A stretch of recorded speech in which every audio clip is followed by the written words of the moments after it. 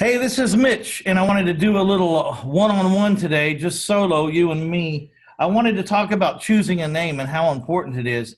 Actually, I'm going to do like a two-part series. We're going to do choosing a name and then choosing your phone numbers. Not really talking about the prettiness of the phone numbers, but how and why and what kind of numbers you need to choose. There's a lot of choices out there these days. So let's talk about choosing a name. I think that the name of the business should be your .com name. I think like the name of my business is, cash4houses.net. Now this is probably one of the worst names on the planet, but I had this name, I don't know, over a decade ago or maybe even 15 years ago. I don't even know when the internet got going, but I was so naive and so not up to speed on techno stuff that I picked a really bad name.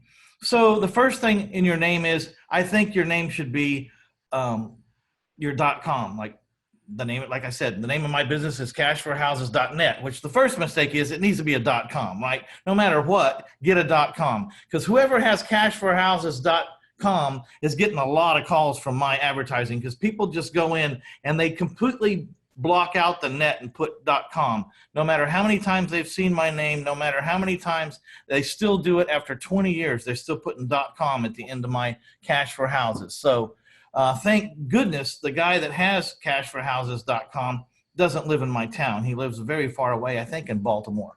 So if you're out there in Baltimore listening to me, I'll drive you a lot of business, I'm sure. Of course, it'll all be from the wrong state, so it won't be any good business for you, probably.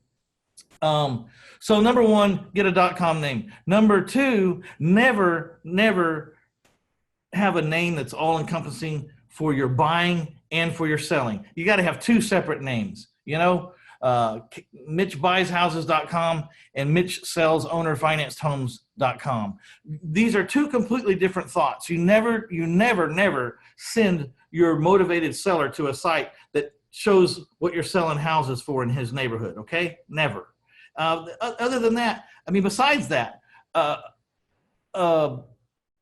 mindset and the emotions of a motivated seller is completely different than the mindset and the emotions of a buyer. Completely different language. They're not even remotely the same animal. So don't make them all inclusive. Have two websites and have a buying name and a selling name.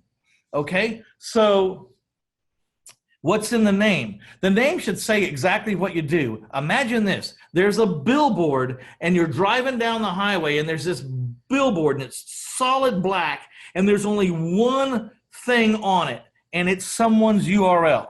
Now, if it's, WeBuyDumpTrucks.com, then we pretty much know what this guy does. We know how to get a hold of him. We don't even need his phone number technically because we know his phone number is going to be on the website. So make sure that your buying name says exactly what you do. Well, MikeBuysHouses.com, SanAntonioHomeBuyers.com, whatever it is. Now, you have to get creative sometimes. And I like names where you can capitalize the first letter of each word in the name because URLs are contiguous. There's no spaces in between the words.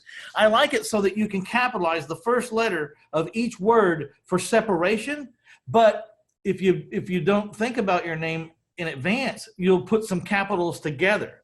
Like if I want to put TXHousebuyer.com, which will stand for TexasHousebuyer.com, I got T capital, X capital, pop, maybe, and no, for sure, and an H for homes. So that kind of messes up the theory. So it should be HomeBuyersTX.com. And you see what I'm saying? So you got the H, capitalize the B, and then the capital TX at the end. And there's real separation there, and there's not a bunch of run-on capital letters. These are just my opinions, but it's served me well over the years, and I think they make a lot of sense. Also, your selling name, it can't just say Mitch sells houses because everyone in the world's going to think you're a realtor. It didn't say what your niche is. If you're an owner financing, you have to say Mitch sells owner financed homes. Now that brings us to another point. That's kind of long, but shorter is always better. but it's better to be descriptive and let everyone know exactly what you do than not. So I would pick a longer name that says exactly what I do over a shorter name. And again, always .com. Then last but not least, I see this all the time and I don't understand it. People are out there with, Mike at gmail.com, Mike buys houses at gmail.com. Why in the hell are we advertising Gmail? They don't need your help. What really needs your help is your business. Your business needs help. And you need to have an email address for your buying website name and your selling website name. It should be Mitch at mitchbuyshouses.com and Mitch at mitchownerfinancesahomes.com.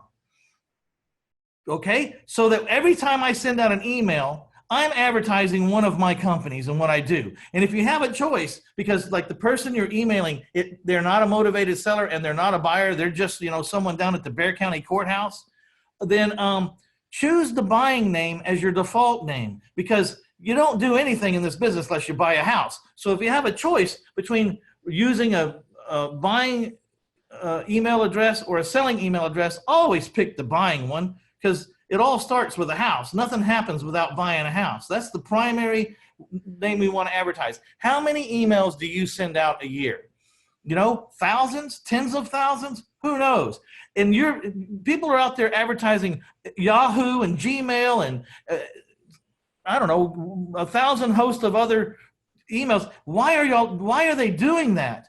I mean, you need to be advertising your company. Never send out an email that doesn't have your company at yourcompany.com. Never, because you may be sending an email to, a school administrator about your kid, and then they read mitchbuyshouses.com, and all of a sudden I'm buying his grandmother's house across, on the other side of town. You got to put yourself in the road if you want to get hit by the money truck. You want to put yourself in the road a lot more times, then start using yourbusiness.com as the email URL and quit promoting Gmail and Yahoo and all these other companies. Who cares about them? They got enough money. We need to buy some houses. So start using your name at ibuyhouses.com and start letting the world know with every email what you do. And believe me, you'll buy 1 or 2 houses a year because of that email address. All right, that's about all I have on it. Just make sure it says what you do. Keep it as short as you can, but when you have a choice between short or descriptive, make sure you're descriptive and use it. When you're going to send out, and it doesn't matter if you're not talking to a seller, if you're not talking to a buyer, then use your acquisition URL. Use your house buying URL. So, if you're selling houses, then use your house selling URL. If not, then always use your house buying URL, because that's where the rubber meets the road. All right, I hope I've been a little bit of help on how to choose the correct name. When someone asks you what your name of your business is, you don't say Cash for Houses. You say, name of my business is cashforhouses.net.